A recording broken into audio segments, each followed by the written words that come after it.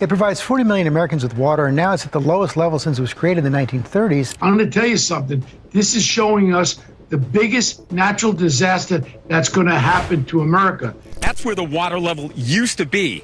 So this is an ongoing and increasingly alarming situation. A single image. A lonely, sun-bleached line, winding its way around the imposing cliffs of the American Southwest. It's not a brushstroke on a canvas, but a warning seared into stone. The red line.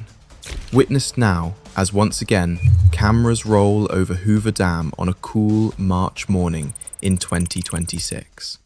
The sun glances off shimmering cliffs, and the Colorado River, once fierce and sprawling, seems a ghost of itself. The image captured is unnerving, not because of what is there, but because of what is missing. Where there was once an endless blanket of blue, stretching trillions of gallons deep, now runs a skeletal wall, exposed and barren. The very bones of the Hoover Dam, usually hidden beneath water's mighty weight, stand revealed, stark, dramatic, unyielding. But this isn't just footage for the archives. What you're about to see isn't a scene from a disaster movie. It's reality. Hoover Dam, once a symbol of America's power over nature, looks suddenly vulnerable. A drop of 140 feet, recorded in patient, silent increments, has left the world asking, what's truly happening at one of humanity's greatest engineering marvels? And more unsettling, who, if anyone, can stop it? Or are we witnesses to a story already written in the rock and water? As we peel back the layers of what's happening at Hoover Dam, as we explore these images, the consequences, and the science buried beneath battered concrete walls, you'll see things few people have ever imagined. Signs not just of a falling water level, but of a transformation no one may be able to reverse. If a single red line warns us all, can we afford to ignore what hides beneath it? The human experience. Those first few steps along the ridgeline, concrete humming beneath your feet, feel almost ordinary. The wind, sharp and a little bitter, dances across the open water, carrying the faintest echo of rushing currents hundreds of feet below. To millions of Americans, Hoover Dam is more than a landmark. It's a lifeline. It's the vacation road trip to Las Vegas, the first glimpse of massive, carved strength glinting in afternoon light. It's the backbone of the region, shaping the destinies of cities from Phoenix to Los Angeles. For 90 years, for generations, Hoover Dam has embodied a simple promise: life where once there was only sun-blasted desolation. Every year, visitors come to marvel at its scale, 726 feet high, arching across the wild Colorado.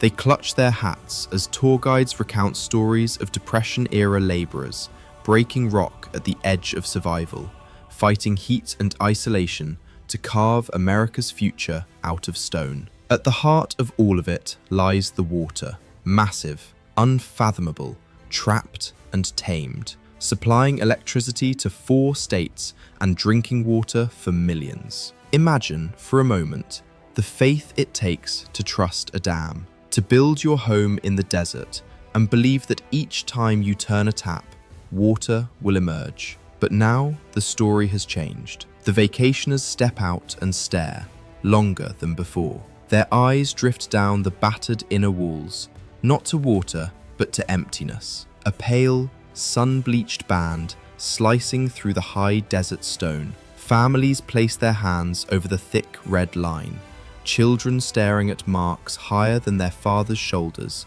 asking, "Why is the water so low, Mum?" This is the testimony of the living.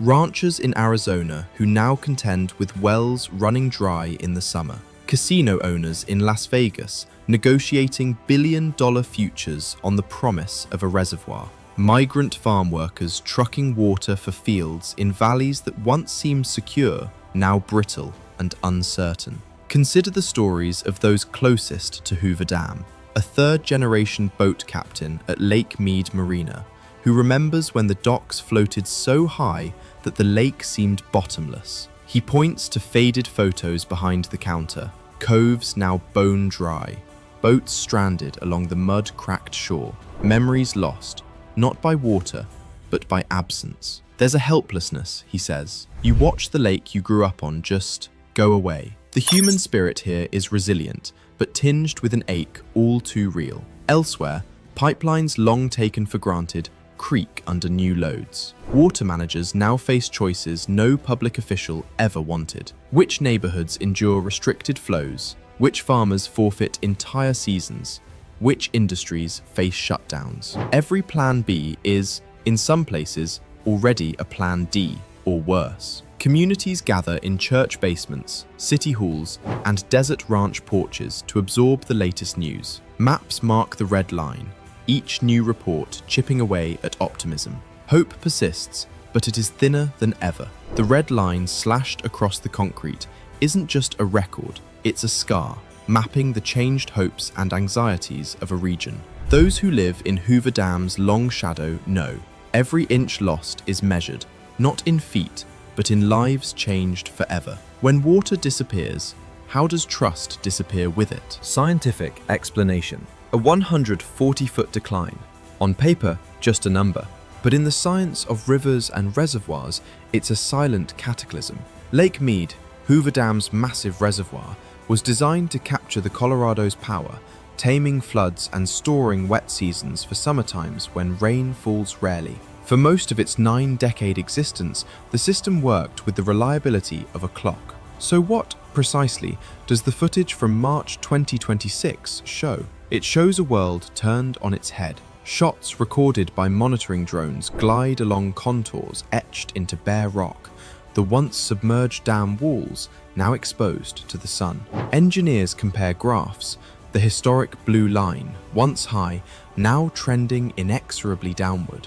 Not a trickle, an unbroken downward curve. What happens to a reservoir when it loses 140 vertical feet? Every foot represents millions of gallons gone, a cascade of resource vanishing. Water evaporates more quickly, less surface stays sheltered from the sun. Pumping stations designed to extract water stand marooned, moving closer to dead pool, the stage at which no more water can be drawn from the reservoir for cities, fields, or turbines. As the level drops, the intake towers, colossal Art Deco sentinels, approach the point of uselessness. The massive turbines that once drove the region's growth now slow, for less gravity-fed force means less power. Lower lake levels translate into lower pressure, and thus less electricity for the sprawling cities and silent irrigation channels below. Las Vegas, a metropolis that once flourished thanks to Hoover, can sense the pulse of hydroelectric power weakening, the threat of energy scarcity looming just beyond the horizon. Step back and the broader context comes into view. Drought patterns, multi-decade mega droughts, cut across western North America, fueled by higher temperatures and unpredictable precipitation. The Colorado River's snowmelt, a once dependable spring event, now varies, falling late or not at all, while rainfall sometimes arrives in bursts that run off through parched ground, lost to flash floods. Groundwater, historically relied upon to bridge bad years, is being drawn out faster than it can be replenished. The data is stark. Satellite instruments record ground temperatures several degrees higher than last century's averages. Heat domes grip the region, accelerating evaporation. Scientists reviewing satellite images see more than empty lakebed. They see an ecosystem stressed, fish stocks dropping, sediment layers exposed, wildlife forced to migrate or adapt. Biologists find mussels stranded, birds seeking new nesting sites, plant life dying back along the spoiling shoreline. Yet perhaps the most sobering revelation comes from the forecasts. The models refine themselves, but the red line continues down. There is, as scientists concede, no simple fix or rewind button for the river's old vigor. What the drone sees may not be the bottom, but it is a warning, nature's red line, showing how precarious our control truly is. Who then can learn to heed the warning before the reservoir runs dry for good? Historical evidence. Step back from crisis and enter the corridor of the past. Hoover Dam is more than just concrete and steel. It is a monument, a challenge answered by America during desperate times. It's September 30th, 1935. The United States, in the grip of the Great Depression, deploys an army of laborers, engineers, and visionaries into the desert. They arrive not just with shovels, but with hope that, amidst hardship, they can forge order from chaos. President Franklin Roosevelt, beneath the Nevada sky, stands before thousands and declares Hoover Dam open, the largest public works project ever undertaken by the country. Why here? Why then? The Colorado River, untamed for centuries, brought devastation and bounty in equal measure. Its floods could wipe out towns, its droughts withered crops and left cities parched. Hoover Dam was not just about technology, it was about belief in a better, safer tomorrow. Upon completion, Hoover Dam was a marvel, 726 feet tall, built to capture the river's power, storing water that, when full, held up to 9 trillion gallons. For decades, it delivered on its promise: dependable electricity, reliable water for agriculture, industry, and homes, making the West grow and thrive. New towns formed, powered by renewable energy and abundant water. Flyers boasted Hoover water as an essential luxury. California's Central Valley blossomed, thanks in large part to river water managed from dams like Hoover. The American West became a beacon, drawing millions to a landscape once deemed inhospitable. But history cycles, not follows straight lines. Growth, population booms, drought, and dust storms came in turn. For the generation of the Depression, the war years, the baby boom, Hoover Dam felt permanent, until warning signs appeared. In the 1960s and 70s, compacts were rewritten. Lawyers wrangled over water laws, incentivizing overuse. The growth of Phoenix and Las Vegas, cities built on river water, quickened the tally. Files and records from bureaucrats warned, too many promises, not enough river to go around. In recent decades, certainty has unraveled. Waterlines drawn each year in time-lapse photography recede, the red band on the canyon walls exposed. Major publications reveal aerial images. The terrain changed. Less a vast reservoir, more an artifact of vanished expectation. As the lake falls, ancient petroglyphs and ghost towns, hidden since the 1930s, reappear, reminding us that our own history is layered atop countless older cycles of flood and drought. If Hoover Dam once symbolized humanity's triumph over nature, what does its decline say about the civilization that built it? Expert analysis. Another specialist points to sediment accumulation exposed by the falling reservoir. Decades of fine silt carried down the Colorado River have slowly gathered at the bottom of Lake Mead, and as water levels retreat, those layers become part of the operational challenge. Intake structures that once drew clear water now sit closer to sediment plumes, complicating turbine performance and maintenance schedules. Engineers track turbidity levels, corrosion risks, and vibration patterns inside the generators, small indicators that reveal how the system is aging under unfamiliar conditions.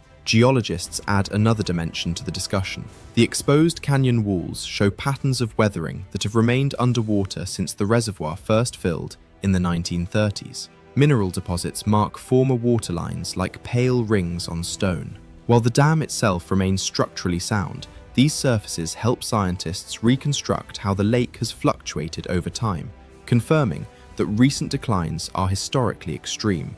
What once appeared to be a stable storage basin now behaves more like a volatile ledger of drought and demand. Data screens fill with satellite measurements, snowpack projections from the Rocky Mountains, and climate models extending decades into the future. The numbers rarely offer comfort. Warmer winters reduce snow accumulation, and earlier melts send water downstream before it can be captured effectively. Evaporation alone claims millions of acre-feet each year in the desert heat. Inside these rooms, optimism is cautious and technical. Innovation is possible, better forecasting, smarter water markets, improved conservation, but none of it promises abundance. The new objective is resilience, stretching every gallon further, stabilizing power generation, and preparing the region for a future where scarcity is not an emergency, but a permanent condition. The greater meaning. What does the red line mean for this dam, this region, this era? For many, it is a warning, a reminder that nature's limits can be bent only so far. The reservoir that made new cities possible, that turned desert into farmland, now reveals its own vulnerability. Pride is measured in dry stone. Children in the Southwest will not remember the deep blue waters of earlier generations. Their reality is shaped by receding shorelines, new rules for water, and changed expectations. Artists paint the bare lakebed.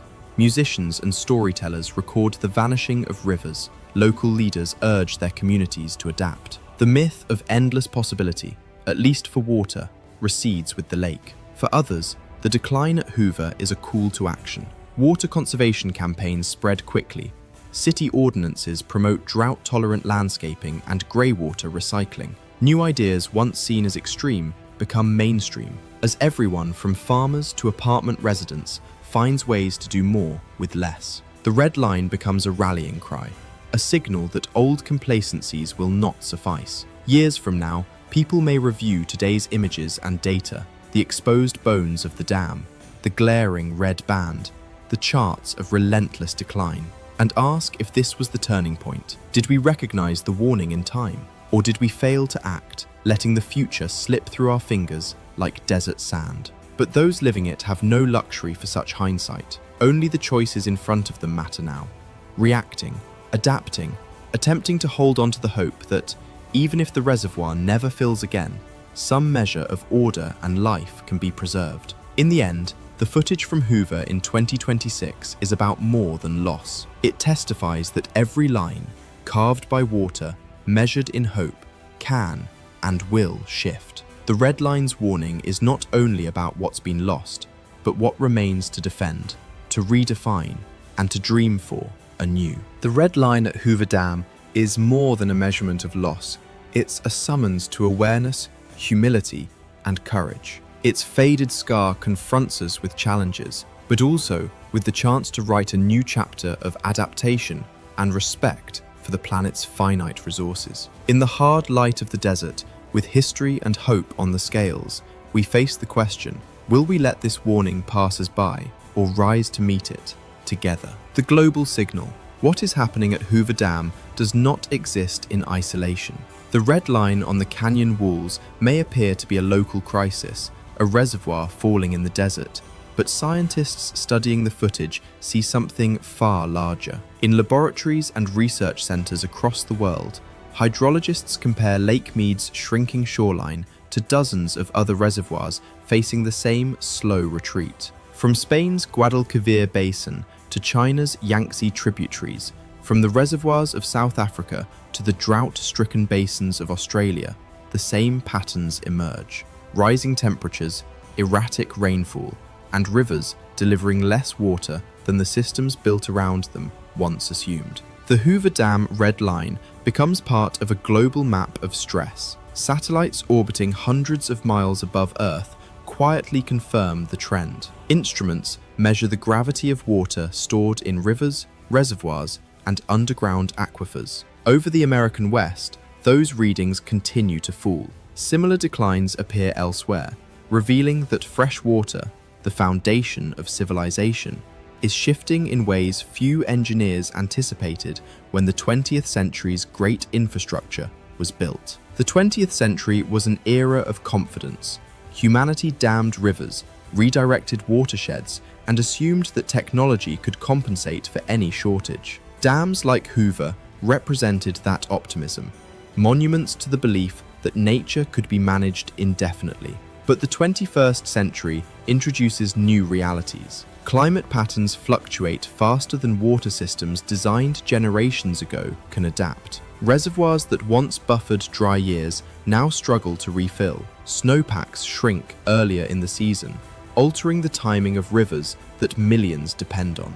For scientists, Hoover Dam becomes a symbol, not of failure, but of transition. A reminder that infrastructure built for one climate must now operate in another. Some researchers speak cautiously of a hydrological turning point. Others prefer simpler language. The world's water systems are under strain. The red line at Hoover Dam is not alone. It is one mark among many appearing across the planet, etched not by sudden disaster, but by slow, persistent change. And like all warning signs, its true meaning may only become clear when viewed from a distance. The future of the dam. Standing on the crest of Hoover Dam today, it is difficult to imagine a world without it. The massive concrete arch still anchors itself firmly between Nevada and Arizona, holding back what remains of Lake Mead with quiet authority. Structurally, the dam is sound. Engineers confirm that its immense weight and curved design remain as strong as when it was completed in 1935. Yet, the question no longer centers on whether Hoover Dam will stand. The question is how it will function in the decades ahead. Engineers already prepare for new scenarios once considered unlikely. Intake systems have been modified to draw water from lower levels. Hydropower turbines are adjusted to operate under reduced pressure. Long-term planning documents explore how energy production might shift if water levels continue to decline. Some forecasts envision Hoover Dam producing far less electricity than it once did. Hydropower output, which once fueled the rapid growth of the Southwest, may become only a fraction of its former strength. Solar fields now spread across the deserts of Nevada, Arizona, and California, silent reminders that the region's energy future may rely less on falling water and more on the relentless sun overhead. Water management is also changing.